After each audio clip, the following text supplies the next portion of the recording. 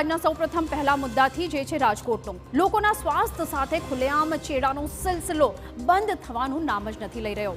રાજકોટ મનપા દ્વારા ભેળસેળિયા વેપારીઓને ₹1.90 લાખનો દંડ ફટકારવામાં આવ્યો છે, પરંતુ આ સમગ્ર તપાસ અનેક સવાલો ઊભા કરી રહી છે।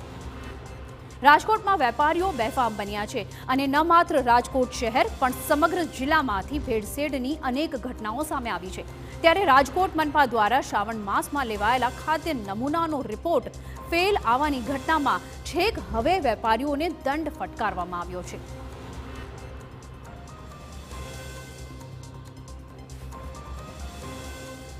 ભેળસેળની વાત કરીએ તો વિદુર ઘી, ગો ફ્રેશ આઈસ્ક્રીમ તેમજ રાધેશ્યામ ડેરીના દૂધમાં ભેળસેળ હોવાની વાત હવે સાબિત થઈ ગઈ છે। રાજકોટના જય જલિયાણના શ્રીખંડના નમૂના પણ ફેલ થયા છે, જ્યારે સમર્પણ યુવા ચેરિટેબલ ટ્રસ્ટ દ્વારા વેચાતી ફરાળી વાનગીમાં પણ મકાઈના લોટનો ઉપયોગ થયો હોવાની વાત સામે આવી છે અને આની સાબિતી થઈ ગઈ છે। મનપા દ્વારા કુલ 6 વેપારીઓને ₹1.90 લાખનો દંડ ફટકારવામાં આવ્યો છે।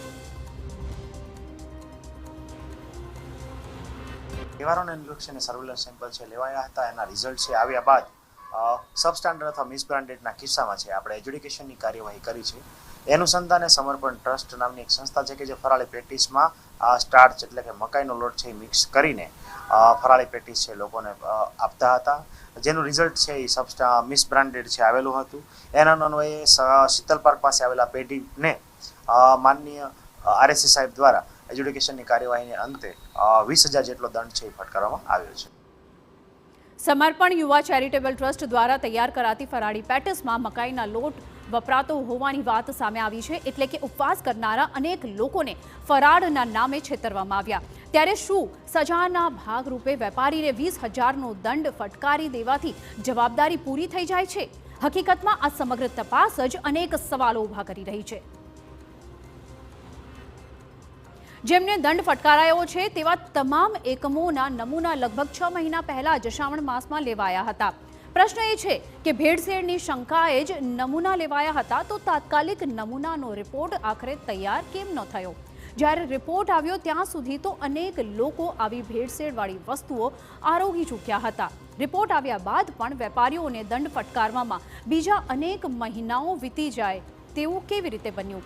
અને ત્યારબાદ મનપા દ્વારા સજાના ભાગરૂપે વેપારીઓને આર્થિક દંડ ફટકારવામાં આવે છે। પ્રશ્ન એ અહીં ઊભો થાય છે કે ભેળસેળિયા વેપારીઓ વિરુદ્ધ કડક કાર્યવાહી શા માટે કરવામાં નથી આવી રહી? વેપારીઓને એવી સજા ફટકારવામાં કેમ નથી આવતી કે તેઓ ફરીવાર આવી ભેળસેળની હરકત ન કરે? આ સમગ્ર મુદ્દે આરોગ્ય અધિકારીઓનું કહેવું છે કે તે હવે સાંભળો।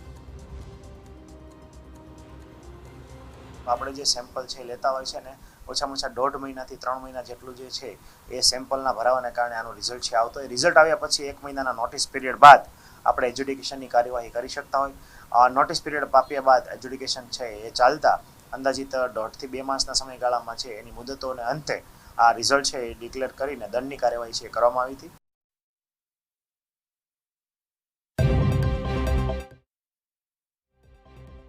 ભેળસેળવાળી વસ્તુઓ લોકોને મોતના મુખમાં ધકેલી દેતી હોય છે, ત્યારે જરૂરી છે કે આવી ઘટનાઓમાં ત્વરિત કાર્યવાહી કરવામાં આવે અને લેભાગુ તત્વોને દાખલારૂપ સજા ફટકારવામાં આવે।